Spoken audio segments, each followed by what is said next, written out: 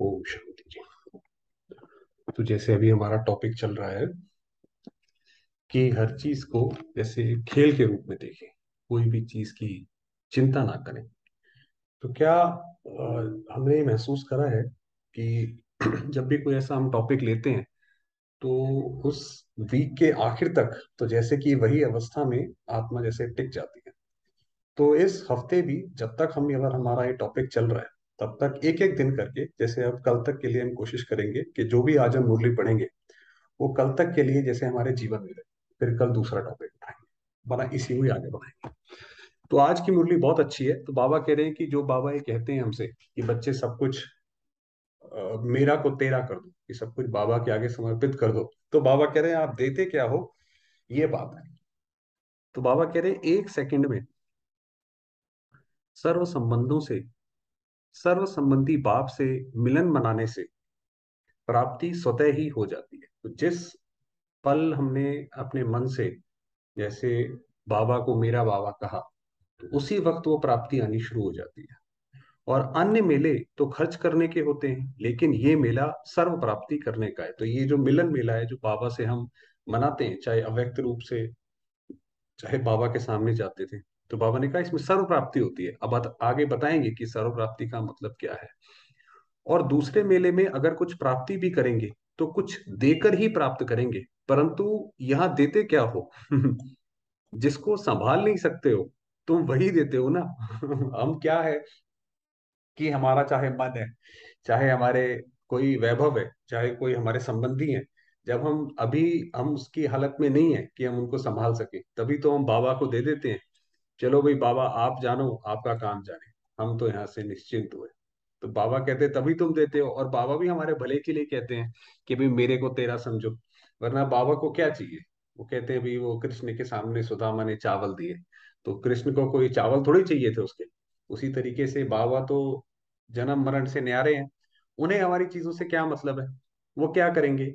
कोई यहाँ अच्छी चीज देते हो क्या, जिन चीजों को आप संभाल नहीं सकते हो तुम वही तो बाप को देते हो।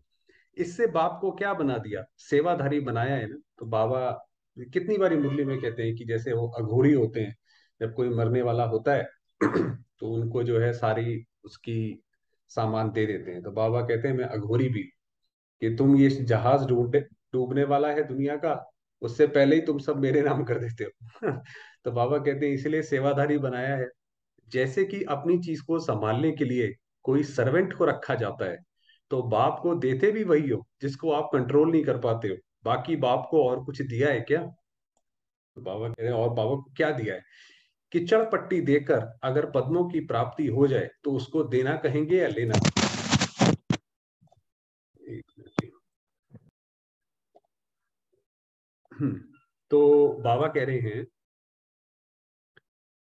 कि अगर कीचड़ पट्टी देकर, कि हमने बाबा को क्या दे रहे हैं। आप देखिए जब पीछे डीमोनेटाइजेशन हुआ था तो पैसे की कीमत बिल्कुल जीरो हो गई थी। तो हमारे पास इसी तरीके से जो सारा पैसा भी है, जब ये दुनिया ही पूरी जा रही है तो वो पैसे का क्या होगा, कोई यूज नहीं है उस पैसे का, वो तो जीरो हो जाएगा। आप कहाँ खर्च करेंगे। आज के जमाने में तो यही है ना, किसी के पास पैसा है भी मगर चीज ही अच्छी नहीं मिलती कहीं पे, तो वो व्यक्ति क्या करेगा। तो इसी तरीके से बाबा कह रहे हैं ये किचड़ पट्टी देते हो जो तुम, उसका क्या, उसको देना कहा जाएगा या लेना। उसे लेना कहेंगे ना। तो और सभी मेले देने के होते हैं, और वहां यदि देकर कुछ लिया हो तो वह क्या बड़ी बात है। आप देखिए छोटे बच्चे भी होते हैं ना, जब छोटे बच्चे होते हैं तो जो उनके काम का नहीं होता वो माँ बाप को पकड़ाते जाते हैं कि भाई अच्छा ये, और कोई बहुत अच्छी चीज होगी तो खासकर माँ को बोलेंगे भाई ये आप संभाल के रखना, ये मैं बाद में लूंगा। हमारा भी वही हाल है, हम भी बाबा के सामने छोटे बच्चे हैं। तो अब बाबा भी ये कहता रहता है अच्छा बच्चे ये चीज मुझे संभाल के दे दो, ये मैं दे दूंगा। तो इसी तरीके से अगर हमारी बुद्धि में कोई भी ऐसी चीज है, चिंता है, कुछ है, तो बाबा को दे दे। बाबा बुद्धिमानों की बुद्धि है, वो जो भी है वो अपना संभाल के रखेगा। फिर उसमें अपना दिमाग ना लगाएं, अरे ये तो हमें गलत लग रहा है, ये अच्छा हो गया बुरा हो गया, निश्चिंत हो जाए। लेकिन ये मेला सर्व प्राप्ति लेने का मेला है। जो चाहो और जितना चाहो आप उतनी प्राप्ति कर सकते हो। तो ऐसा सर्व प्राप्तियों का मेला कभी नहीं देखा है। ऐसे मेले पर आप सभी आए हुए हो। तो मेले में एक होता है मिलन, और दूसरा क्या होता है, और मेले में तो मेले बनते हैं लेकिन यहाँ क्या बनते हो, स्वच्छ। वो जैसे भाई वो कहते हैं, भी वो कहानी आती है कि ज्ञान सागर में नहाए और वो परियां बन गए। वो परियां कोई, भक्ति मार्ग तो सारा सिंबलिज्म का मार्ग है। भक्ति मार्ग में जितनी चीजें बताई हैं उसका सिंबल का महत्व है। ऐसा नहीं है कि कोई व्यक्ति वैसा था। तो बाबा ने कहा यहाँ तो स्वच्छ बनते हो, स्वच्छ तो बन गए हो ना, या आप अभी तक स्वच्छ बन रहे हो। स्वच्छ बनने के बाद क्या होता है, श्रृंगार होता है और तिलक लगाया जाता है। अभी सदा स्मृति का तिलक स्वयं को लगा रहे हो और दिव्य गुणों के गहने से अपने आप को सजा रहे हो। आप देखिए बड़े बड़े जो पहले कोई राजा होते थे, उनके पास राजकाज की कमी नहीं होती थी, मगर वो तब भी राजकुमारों से, अपने बच्चों से कहते थे कि तुम बाहर जाओ, मेहनत करके सीख के आओ, अपने अंदर गुण धारण करो, कैसे संभालोगे सारा राजकाज हमारे पास। तो कहने का मतलब कि गुण धारण करना, वो योग्यता धारण करना सबसे बड़ी चीज होती है। उसी तरीके से सतयुग तो अभी कल आ जाए, मगर अगर अंदर हमारे अगर योग्यता ही नहीं होगी, हम सतयुग को फिर दोबारा से कलयुग कर देंगे। उसमें क्या है, जाना तो हम ही सब ने है ना। वहां पे भी फिर यही सब चिंताएं और ये सब झगड़े होंगे। तो इसीलिए पहले वो योग्यता अपने अंदर लानी बहुत जरूरी है। तो बाबा कह रहे हैं जैसे मेले में स्वच्छ होते हैं, उसके बाद श्रृंगार किया जाता है, तो आप भी गुणों से श्रृंगारित हो रहे हो। तो मेले में मिलना हुआ और मनाना भी हुआ, और साथ साथ मेले में खेल पाल भी होता है। मेला और खेल साथ साथ ही होते हैं ना। तो मेला और खेल, ये दो शब्द अगर सदा याद रखो तो आपकी कौन सी स्टेज बन जाएगी। तो माना जैसे कल तक के लिए क्या करें कि बस ये दो शब्द याद रखें, एक मेला और एक खेल। कि एक हमारा शिव बाबा के साथ मेला है, उसके साथ जैसे हमेशा हम सामने ही बैठे हैं, बाबा तो पूरी तरीके से ऑफर कर रहा है, तो हम क्यों ना उसको यूज करें पूरी तरह ऑफर को। ये तो मेला एक बाबा के साथ है, और दूसरा ये खेल चल रहा है। इसमें चिंता करने की कोई बात नहीं है। यदि कभी भी स्थिति डगमग होती है तो उसका कारण है मेला, अर्थात मिलन। उससे बुद्धि को किनारे कर देते हो। तो क्या हुआ कि स्थिति डगमग होती है जब हमें लगता है कि भाई ये तो बहुत भयानक चीज हो गई है, ये तो बहुत खराब चीज हो गई है, इससे कैसे बाहर निकलेंगे। तो यानी कि हमारी बुद्धि का जो कंसंट्रेशन है वो बाबा से हटकर उस स्थिति पे चला गया। तो स्थिति पे चला गया तो फिर तो स्थिति डगमग होगी, तो बाबा से मिलन मेला छूट गया। इसीलिए जो भी कोई जीवन में आए भी, या कभी कोई चीज ऐसी लगे भी, तो बाबा को साथ रखे फिर उस परिस्थिति को देखें। अर्थात मेले से निकल जाते हो और उसे खेल नहीं समझते हो। तो मेला और खेल, ये दो शब्द सदा याद रखो। मेले में सभी बातें आ जाती हैं, जैसे पहले सुनाया था ना कि मिलन किन किन बातों का होता है। मेला शब्द आने से संस्कारों का मिलन, बाप और बच्चों का मिलन। आप देखिए अभी ये जो मिलन की बात है, बाबा ने कहा ये भी किन किन चीजों का होता है। एक तो होता है आप किसी से फिजिकली मिल लिए जी, उससे आपके संस्कार मिलते नहीं है, गुण मिलते नहीं है, तो वो रहना और ना रहना, मिलना और ना मिलना एक बराबर है। उसी तरीके से बाबा से भी अगर हमें अपनी समीपता लानी है, तो जो उसके संस्कार हैं, जो चीज उसको पसंद है, वो हमें भी वो पसंद आनी चाहिए। हमारे भी वैसी संस्कार होने चाहिए, तभी तो हमारा उससे मिलन बैठेगा, वरना कैसे बैठेगा। तो संस्कारों का मिलन, बाप और बच्चों का मिलन, और सर्व संबंधों से सदा प्राप्ति का मिलन, सभी इस मेले में आ जाते हैं। तो बाबा के साथ हमारे सर्व संबंध है। वो हमारा बंधु भी है, सखा भी है, शिक्षक भी है, माता पिता भी है। तभी तो हमारी बुद्धि उससे टिकेगी। अगर हमारा एक भी संबंध बाहर होगा, किसी आत्मा के प्रति होगा कि ये तो मेरा बच्चा है, इस पे तो मेरी जिम्मेवारी, ये तो मेरी बच्ची है, तो हमारा योग तो उस आत्मा से लगेगा, शिव बाबा से कैसे लगेगा। तो ये बताया। ये सृष्टि, अब देखिए भगवान कैसे जो है देखता है सृष्टि को। ये सृष्टि एक खेल है, ये तो मुख्य बात है। लेकिन ये माया की भिन्न भिन्न परीक्षाएं व परिस्थितियां जो आती हैं, ये भी आप लोगों के लिए एक खेल है। तो ऐसे ही कोई माया की हमारे सामने परिस्थिति आए, कोई चिंता आए, उसे ये समझो जैसे कि ये खेल आया है। जैसे कोई खेल खेलते हैं, तो उसके अंदर से सामने वाला बॉलर या दूसरी टीम का खिलाड़ी भी बहुत अच्छी तरफ से अपनी तरफ से फेंकता है, तो हम भी तैयार हो जाएं। तो ऐसे ही ये समझे कि ये तो माया का खेल है। अगर इसको खेल समझो तो खेल में कभी परेशान नहीं होंगे, हंसते रहेंगे। देखिए ये बाबा ने बताया ना कि अब जो है कल तक सिर्फ 24 घंटे तक, अब हमारे सामने कोई भी परिस्थिति आए हम भी प्रैक्टिस करेंगे। और जिसमें आपको लगे भाई ये तो बहुत दिक्कत वाली बात है तो यही सोचना कि बाबा ने बोला है कि ये खेल है, सिर्फ 24 घंटे के लिए हंसते रहो। हंसते रहो माना ऊपर से नहीं हंसते रहो, माना अंदर से लाइट रहो। तो परीक्षाएं भी एक खेल है। तीसरी बात, खेल समझने से जो भिन्न भिन्न वैरायटी संस्कारों का पाठ देखते हो, उन पाठधारियों का इस बेहद के खेल में ये पाठ अर्थात खेल नुदा हुआ है। आप देखिए, जब स्टेज पे कोई रोल प्ले होता है तो उसके अंदर रावण भी चाहिए। अगर रावण नहीं है तो राम की भी कोई वैल्यू नहीं है। उसी तरीके से हर एक पार्ट का अपना एक महत्व है। वो जैसे कि इस ड्रामा में ब्यूटी लेकर आता है ना। तो इसीलिए कोई भी हमारे सामने आए जिसके साथ हमें लगता है हमारी बनती नहीं है, ये तो बहुत अजीब तरीके से व्यवहार करते हैं, है जी।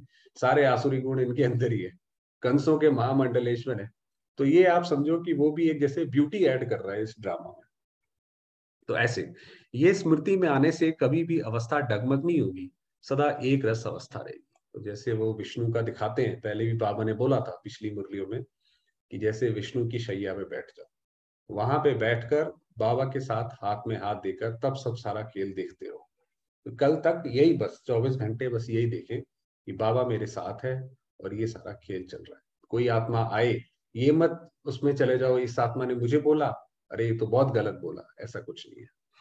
जब स्मृति में रहेगा कि ये वैरायटी ड्रामा अर्थात खेल है, तो वैरायटी खेल में पार्ट ना हो, कभी ये हो सकता है क्या? आप देखिए, ये जो ड्रामा है ये शिव बाबा की रचना है, वही इसका डायरेक्टर और प्रोड्यूसर है।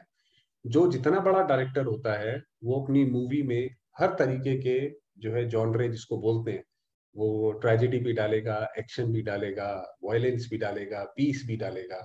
उसी तरीके से शिव बाबा ने इसमें सब डाला हुआ है। मगर उसमें खास बात यह है कि ये सब कुछ कल्याण के लिए डाला हुआ है। अंत में सबका कल्याण हो जाता है। हमारा तो लगातार ही कल्याण है, बाकी आत्माओं का भी अंत में कल्याण हो जाता है। तो ऐसे करके जो है ये देखें, जब नाम ही है वैरायटी ड्रामा, जैसे हद के सिनेमा में भिन्न भिन्न नाम से भिन्न भिन्न खेल होते हैं, समझो नाम ही है खूने नाहक खेल, फिर उसमें अगर कोई भयानक व दर्दनाक सीन देखो तो विचलित होंगे क्या?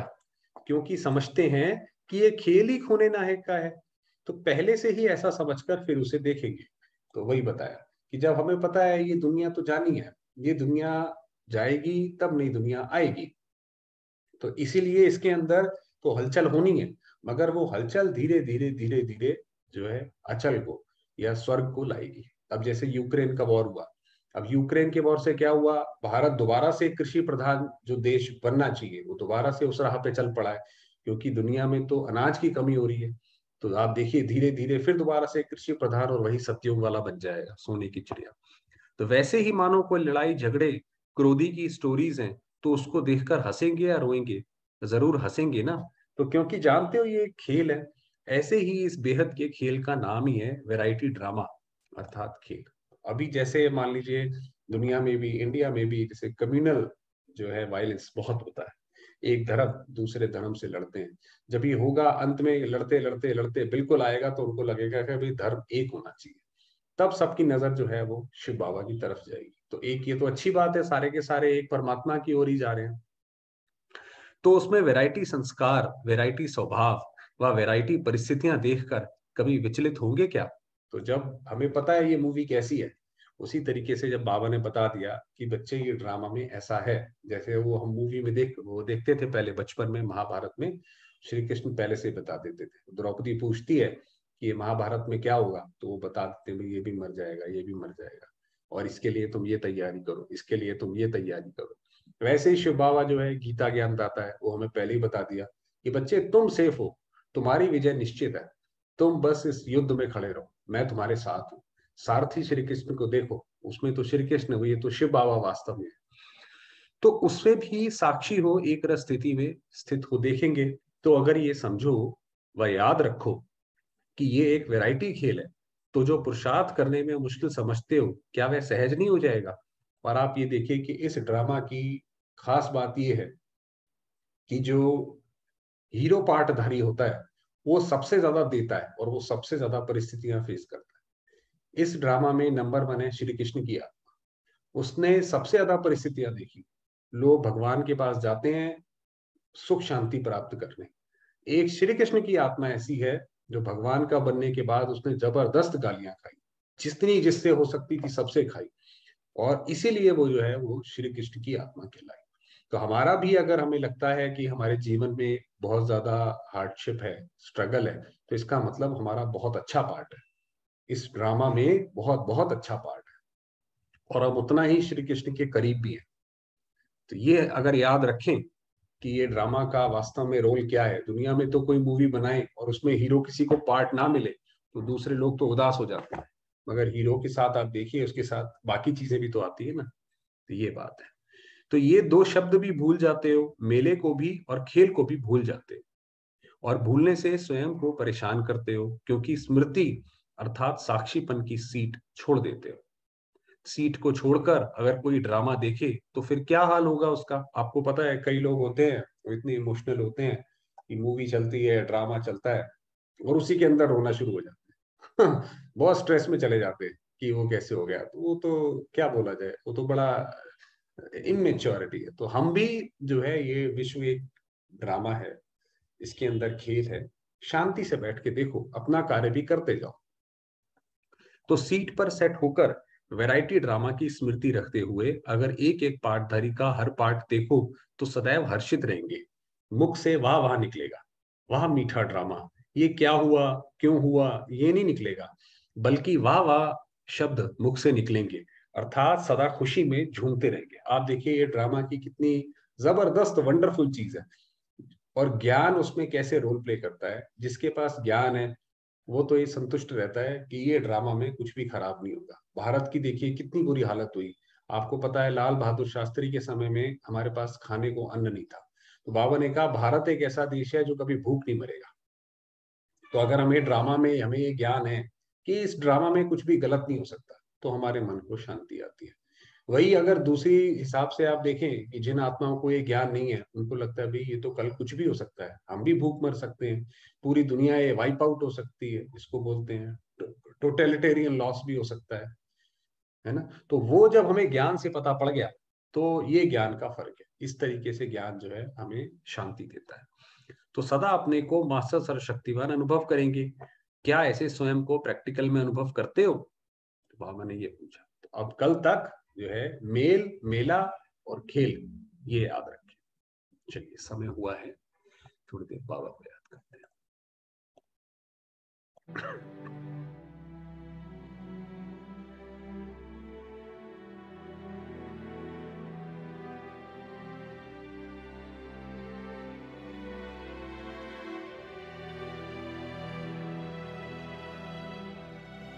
स्वयं को अपने सत्य स्वरूप में देखेंगे।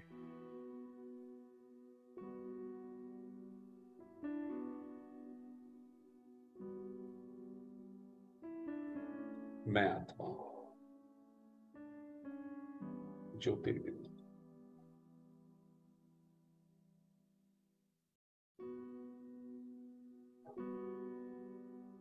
ज्ञान से भरपूर, निश्चिंत आत्मा।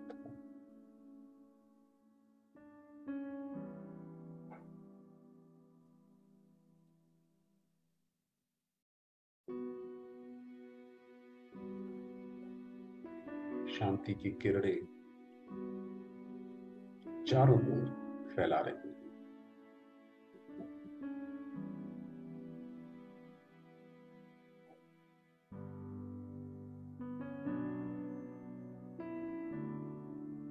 इस शरीर को,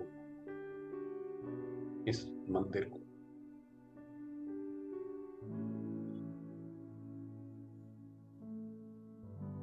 स्वच्छ, शांत कर रही हैं।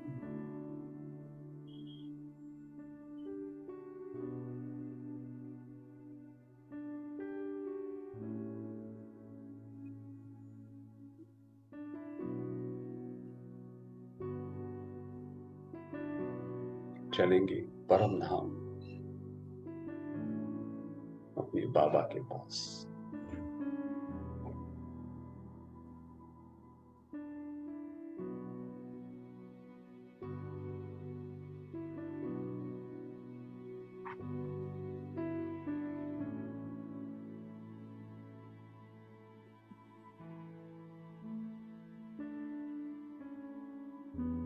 मैं आत्मा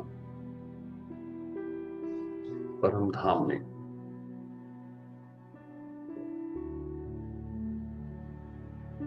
चारों ओर दिव्य लाल प्रकाश,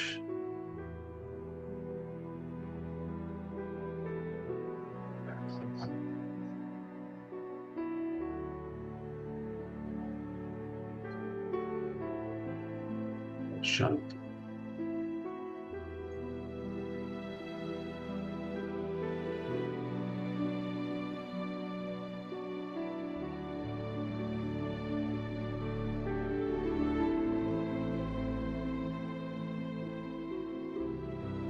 मेरे सामने है निराकार ज्ञान सागर,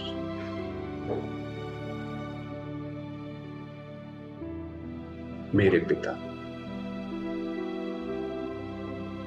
शिव बाबा।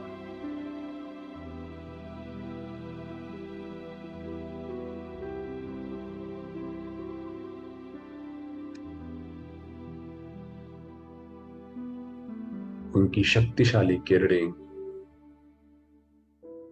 मुझ आत्मा पर बरस रही।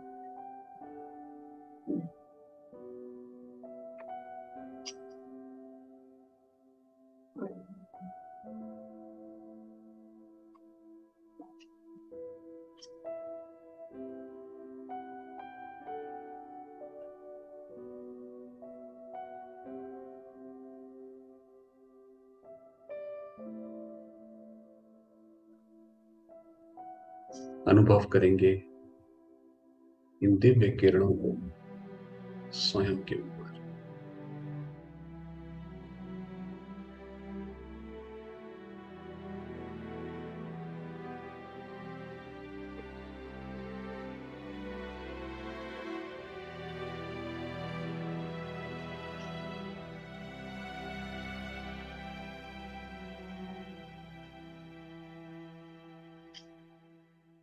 प्यारे बाबा,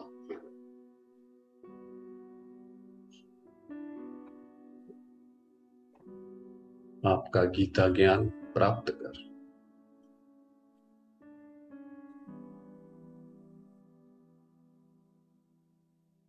मैं आत्मा निश्चिंत हुई।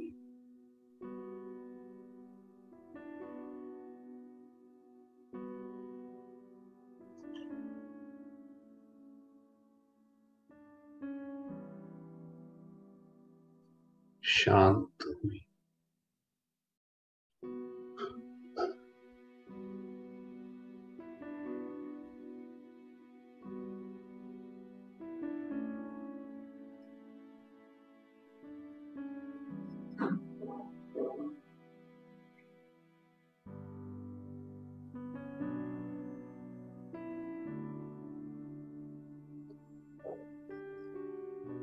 मैं आत्मा सुख शांति से संपन्न हूं।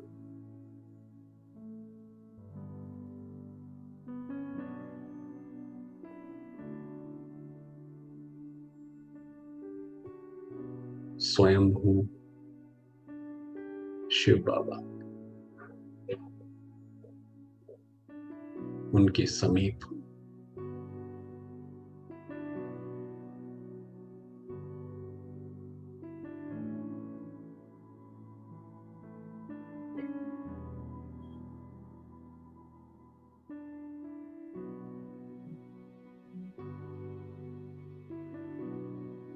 शांति का अवतार,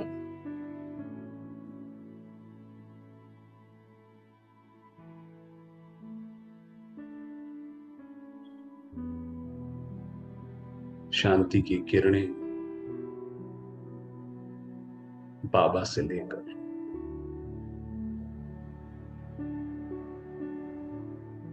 सारे संसार में सर्वात्माओं पर फैला रही।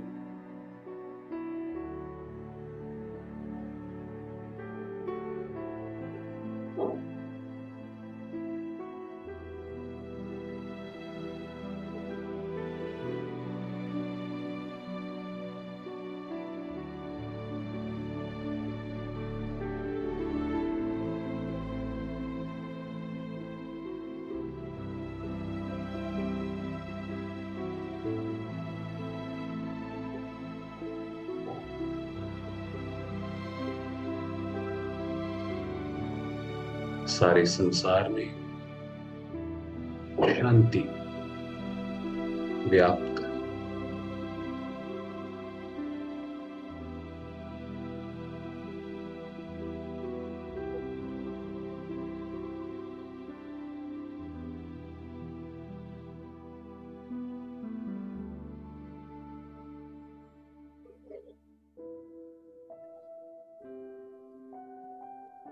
अनुभव करेंगे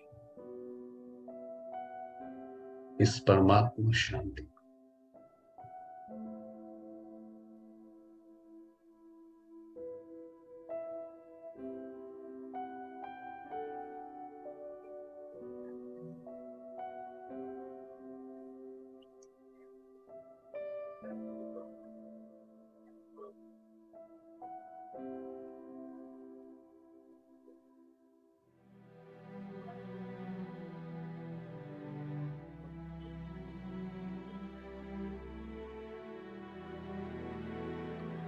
ओम शांति।